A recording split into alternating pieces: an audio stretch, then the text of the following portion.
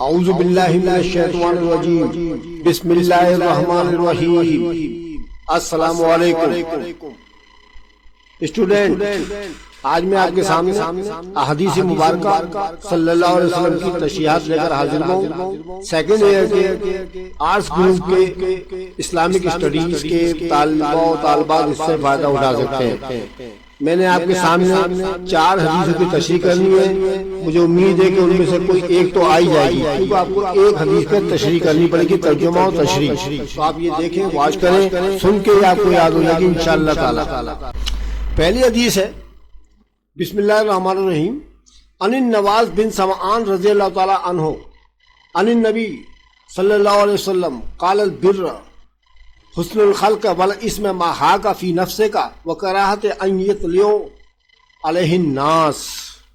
ترجمہ، حضرت نواس بن سمعان سے روایت ہے کہ رسول اللہ صلی اللہ علیہ وسلم نے ارشاد فرمایا کہ نیکی اچھے اخلاق کا نام ہے، اور گناہ وہ ہے جو تیرے دل میں کھٹکے اور تجھے یہ بات پسند نہ ہو کہ لوگوں کو تیری اس کمزوری کا پتہ چل جائے۔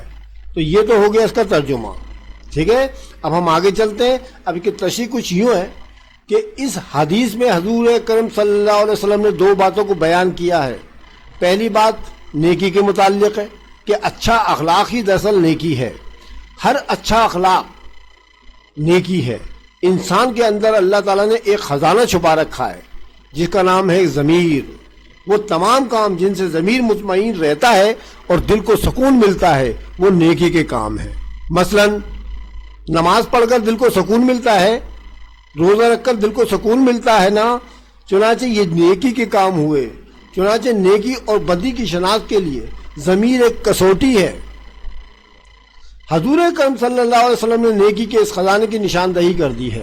اسی طرح حضور اکرم صلی اللہ علیہ وسلم نے دوسری بات جو اس حدیث میں بیان کی ہے وہ ہے بدی۔ اس کے متعلق آپ صلی اللہ علیہ وسلم نے فرمایا کہ وہ تمام کام جن کو کرنے کے بعد ضمیر میں خلش پیدا ہو، یعنی کھٹکا پیدا ہو اور دل کو سکون نہ ملے، وہ بدی کے کام ہے، کیونکہ اللہ تعالیٰ نے ضمیر میں یہ بات رکھی ہی نہیں ہے کہ وہ گناہوں کو پی جائے۔ اس کے برخلاف اس میں یہ بات ودیت کی گئی ہے کہ یہ ہر گناہ کے کام پر تڑپ اٹھتا ہے اور انسان کو اندر ہی اندر ملامت کرنے لگتا ہے۔ لہذا ہر وہ کام جس کے کرنے سے دل میں کھٹک ہو اور ضمیر ملامت کرنے لگے تو وہ گناہ کا کام ہے۔ دوسری علامت یہ بتائی گئی ہے کہ وہ تمام کام جن کو کرنے کے بعد انسان کو یہ خوف محسوس ہو کہ کہیں لوگ اس کام سے واقف نہ ہو جائے تو وہ بھی گناہ ہے۔ چنانچہ اس حدیث میں حضور صلی اللہ علیہ وسلم نے واضح طور پر نیکی و گناہ کی علامتیں بیان کر دی ہیں۔ تو اسٹوڈنٹ، آپ کی سمجھ میں بات آ گئی ہوگی کہ حضرت محمد صلی اللہ علیہ وسلم نے جو یہ حدیث بیان کری ہے اس میں واضح طور پر بیان کر دیا ہے۔ تو آپ بھی جتنے بھی فنکشن اس دنیا میں کرتے ہیں، آپ عام افعال کرتے ہیں، اگر کوئی کام کرنے کے بعد آپ کے دل کو سکون مل جائے تو سمجھ لیجیے گا وہ نیکی ہے، اور اگر اس کام کو کسی کام کو کرنے کے بعد اگر آپ کے دل میں کوئی کھٹکا پیدا ہو اور یہ خوف پیدا ہو کہ لوگوں کو پتہ نہ چل جائے تو وہ ہے گناہ کا کام، ٹھیک ہے۔ دوسری حدیث ہے ہماری، بسم اللہ الرحمن الرحیم، ان شر الناس من ترک الناس اتقاء فحشہ۔ ترجمہ، حضرت عائشہ رضی اللہ تعالیٰ عنہ سے روایت ہے کہ حضرت محمد صلی اللہ علیہ وسلم نے ارشاد فرمایا، بے شک بدترین شخص وہ ہے جسے لوگ اس لیے چھوڑ دیں کہ اس کی بری باتوں سے بچ سکیں۔ تشریح، بری باتیں خواہ وہ قولی ہوں یعنی منہ سے بولی جائے یا فعلی یعنی کام کیے جائیں، ہر لحاظ سے دوسرے انسان ان کو ناپسند کرتے ہیں۔ یہ الگ بات ہے کہ بعض لوگ اپنے ماحول یا صحبت سے متاثر ہو کر بری عادتوں میں پڑ جاتے ہیں۔ مذہب اسی لیے ہے کہ لوگوں کے اخلاق و عادات کو سنوارا جائے۔ اچھے اخلاق کا دوسرا نام دین ہے، لیکن اگر کوئی شخص اس قدر خراب ہو چکا ہو کہ اس کی فحش کلامی یا بدگوئی اور بدعملی سے آس پاس کے لوگ پریشان ہو جائیں اور اس سے بچتے پھریں تو گویا ایسا انسان مستقل روگ اور مصیبت بن جاتا ہے۔ اسی لیے حضرت محمد صلی اللہ علیہ وسلم نے فرمایا کہ دنیا میں وہ شخص بدترین ہے جس سے ہر کسی کی عزت و آبرو کو خطرہ لگا رہے۔ ظاہر ہے کہ ایسے آدمی کے لیے اللہ تعالیٰ نے المناک سزا تیار کر کے رکھی ہے۔ اللہ تعالیٰ ہمیں ان تمام عادتوں بری باتوں سے بچائے۔ یعنی اس حدیث میں اس کا خلاصہ میں کچھ اس طرح کر سکتا ہوں کہ ہم دنیا کے اندر دیکھتے ہیں کہ بہت سے لوگ گالی گلوچ کرنے ماہر ہوتے ہیں، فحش باتیں کرنے میں ہوتے ہیں، تو جو شریف لوگ ہوتے ہیں ان کے قریب جانا پسند اس لیے نہیں کرتے کہیں ایسا نہ ہو کہ ان کی کوئی برائی ان کے ساتھ بھی ملوث ہو جائے۔ چنانچہ جتنے شریف لوگ ہوتے ہیں جو اچھے اخلاق کے مالک ہوتے ہیں وہ ان بری اخلاق والوں کے پاس جاتے نہیں ہیں. چنانچہ دنیا میں سب سے بدترین انسان وہ ہوتا ہے جس سے لوگ بچیں اور یہ تو بہت ہی بری بات ہے. ٹھیک ہے نا. تو اس لیے ہمیں چاہیے کہ ہم اخلاقیات کا دامن ہاتھ سے نہ چھوڑیں, اخلاق سے ہر کام لیں. جس طرح ہمارے پیارے نبی حضرت محمد صلی اللہ علیہ وآلہ وسلم نے اپنے اخلاق حسنہ سے اس اسلام کو پھیلایا. ٹھیک ہے. اسی طرح سے ہم لوگ بھی اس وہ حسنہ کو اختیار کرتے ہوئے محمد صلی اللہ علیہ وسلم کی سنتوں کی پیروی کرتے ہوئے اپنی زندگی گزارے. ٹھیک ہے بچوں. اس کے بعد تیسری حدیث ہے ہماری, من اخذ شبرا من الارض ظلما فانه یتوقع یوم القیامہ من 7 ارضین. ترجمہ, حضرت سعید بن زید رضی اللہ تعالیٰ عنہ سے روایت ہے کہ حضرت محمد صلی اللہ علیہ وسلم نے ارشاد فرمایا کہ جس نے ایک بالش پر بھی زمین کا ٹکڑا ظلم سے حاصل کیا تو یقیناً اس کو قیامت کے دن 7 زمینوں کے برابر طوق پہنایا جائے گا.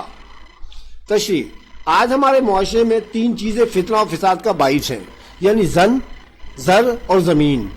زن مانے عورت ہوتا ہے, زر مانے دولت ہوتا ہے, اور زمین ہوتی ہے. ٹھیک ہے. یہ تینوں چیزیں ایک حد تک تو افراد کی بنیادی ضروریات میں شامل ہیں, کیونکہ ان کے بغیر بہت سی ضروریات زندگی پوری نہیں ہوتی ہیں. نیز ان کا زائد حصول زندگی کو سہل اور آسان بھی بنا دیتا ہے. یعنی کسی کے پاس اگر دولت زیادہ ہو تو اس کی زندگی آرام سے گزرتی ہے. اس طرح کسی کو زمیندار ٹائپ کا ہو, اس کی جائیداد ہو, بہت سی زمینیں ہو, بہت سے مکانات ہو, اس کی زندگی بڑی آسان گزرتی ہے. ٹھیک ہے نا. لیکن اسلام نے دولت کے حصول کو پابند کیا ہے. حلال محنت کے ذریعے کمانے سے, جس میں ظلم نہ ہو اور نہ زیارتی ہو, اس کو کمانا صحیح ہے. اسی طرح بنیادی ضروریات میں مکان یا چھت کی بھی بڑی اہمیت ہے. عام طور سے جب کوئی بچہ پیدا ہوتا ہے تو وہ امیر یا غریب کسی نہ کسی چھت کا تصور اس کے ذہن میں ہوتا ہے. پھر اولاد کی زیادتی جگہ کی تنگی کا سبب بنتی ہے. پھر انسان سکون کی خاطر الگ مکان خریدتا ہے. زمین چاہے رہائش کے لیے خریدی جائے یا کسی کاروبار کے لیے, اس میں بھی اصول و ضوابط کا خیال رکھنا پڑتا ہے. یعنی جائز طریقے سے زمین خریدی جائے اور ملک کے قانون کے مطابق اس کی شرائط پوری کی جائیں تو پھر ٹھیک ہے. لیکن اگر ظلم, جبر یا زبردستی کسی کی زمین پر قبضہ کر لیا جائے تو وہ تو بڑا گناہ کا کام ہے. اور اس بات کو اس حدیث میں بہترین طریقے سے بیان کر دیا گیا ہے کہ اگر کسی کی زمین کی ایک بالش جگہ بھی ظلم سے قبضہ کر لی جائے تو یوم آخرت کا کتنا بڑا عذاب ہوگا. یعنی 7 زمینوں کے برابر اس کے گلے میں طوق پہنایا جائے گا. ٹھیک ہے اسٹوڈنٹ. اب اگلی چوتھی حدیث ہے ہماری, بسم اللہ الرحمن الرحیم, المرء علی دین خلیلہ فلینظر احدکم من یخالل. ترجمہ, حضرت ابو ہریرہ سے روایت ہے کہ حضور صلی اللہ علیہ وسلم نے ارشاد فرمایا کہ آدمی اپنے دوست کے دین پر چلتا ہے, بس تم میں سے ہر کوئی یہ دیکھ لے کہ وہ کس شخص سے دوستی رکھتا ہے. اسٹوڈنٹ, یہ آپ کے لیے بڑی امپورٹنٹ ہے, یہ بڑی امپورٹنٹ ہے. ایک تو ایگزام میں آئے گی انشاءاللہ, اور دوسری آپ کی زندگی میں بڑے کام میں آئے گی ہے, کیونکہ آپ جانتے ہیں کہ آپ کے بہت سے فرینڈز ہوتے ہیں, چاہے وہ لڑکے ہوں چاہے وہ لڑکیاں ہوں. لڑکیوں کی سہیلیاں ہوتی ہیں, لڑکوں کے دوست ہوتے ہیں. ٹھیک ہے. تو بیٹا دوست بنانے سے پہلے اس کا ذرا جائزہ لے لیا کریں آپ کہ وہ کس نوعیت کا ہے. اس حدیث کے اندر باقاعدہ اس کی تشریح کی جائے گی, آپ غور سے سنیے گا. تشریح کی یہ ہے کہ دنیا میں انسان کے تعلقات اور دوستی کا اثر ضرور ہوتا ہے. دنیا میں کوئی انسان ایسا نہیں ہے جو اس اثر کو قبول نہ کرے. گلاب کے پھول اور پتیاں جس جگہ پڑے رہیں وہاں کی مٹی بھی خوشبودار ہو جاتی ہے. اسی طرح ایک اچھی چیز کو بری جگہ پر رکھ دیا جائے تو وہ بھی بدترین ہو جاتی ہے. یہ سب قربت کا اثر ہے. سب سے زیادہ متاثر ہونے والی مخلوق انسان ہے جو صحبت کا اثر بڑی جلدی قبول کرتا ہے. قرآن پاک نے اس کی مثال حضرت نوح علیہ السلام کے بیٹے کنعان کی دی ہے کہ وہ بروں کی صحبت میں رہ کر بدکار بن گیا اور حضرت نوح علیہ السلام کے سمجھانے کے باوجود راہ راست پر نہ آیا اور آخرکار طوفان نوح میں غرق ہو گیا. اس حدیث میں حضرت محمد صلی اللہ علیہ وسلم نے مسلمانوں کو ہدایت کی ہے کہ دوست بناتے وقت یا کسی سے گہرے تعلقات بنانے سے پہلے یہ دیکھ لیا جائے کہ وہ کس طرح کا آدمی ہے, کس مذہب و دین سے تعلق رکھتا ہے اور عملی طور پر کہاں تک نیک سیرت ہے. اس کی وجہ یہ ہے کہ انسان صحبت کا اثر بہت جلد قبول کرتا ہے, خصوصاً جب دوست سے ملتا ہے تو اس کا ہم خیال بننے کی کوشش کرتا ہے تاکہ دونوں میں عملی موافقت زیادہ سے زیادہ ہو جائے. کیونکہ دین کا معاملہ دنیاوی معاملات سے بڑھ کر ہے, اس لیے حضور صلی اللہ علیہ وسلم نے ہدایت فرما دی ہے کہ دوستی کے چکر میں کہیں دین پر ہی ہاتھ نہ صاف ہو جائے. کیونکہ یہ دنیا اور آخرت دونوں میں خسارے کی بات ہوگی۔ چنانچہ مشہور ہے کہ انسان صحبت سے پہچانا جاتا ہے، چنانچہ ہر مومن کا فرض ہے کہ وہ نیک اور صالح لوگوں سے دوستی کرے۔ تو اسٹوڈنٹ، میں نے آپ کے سامنے 4 احادیث کا ترجمہ اور تشریح کر دیا، آپ ان کو واچ کریں، ان کو سمجھیں، ان کو دیکھیں، ٹھیک ہے۔ اگر میں آخر میں یہ دعا کرتا ہوں کہ اللہ تعالیٰ کو کامیابی سے ہمکنار کرے، ٹھیک ہے، اور آپ کے ذہنوں کو تیز کرے۔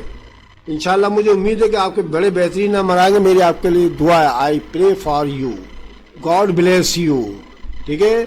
اچھا، آخر میں میری یہ بھی دعا ہے کہ میں نے اس میں تلاوت قرآن پاک اور احادیث وغیرہ پڑھی ہیں، اگر اس میں مجھ سے کوئی غلطی ہو گئی تو اللہ مجھے معاف کر دے، کیونکہ ہو سکتا ہے مجھ سے پڑھنے میں غلطی ہو گئی ہو، تشریح کرنے میں، ترجمہ کرنے میں غلطی ہو سکتی ہے، کیونکہ میں بھی ایک انسان ہوں، اس لیے اللہ مجھے معاف فرمائے، ٹھیک ہے۔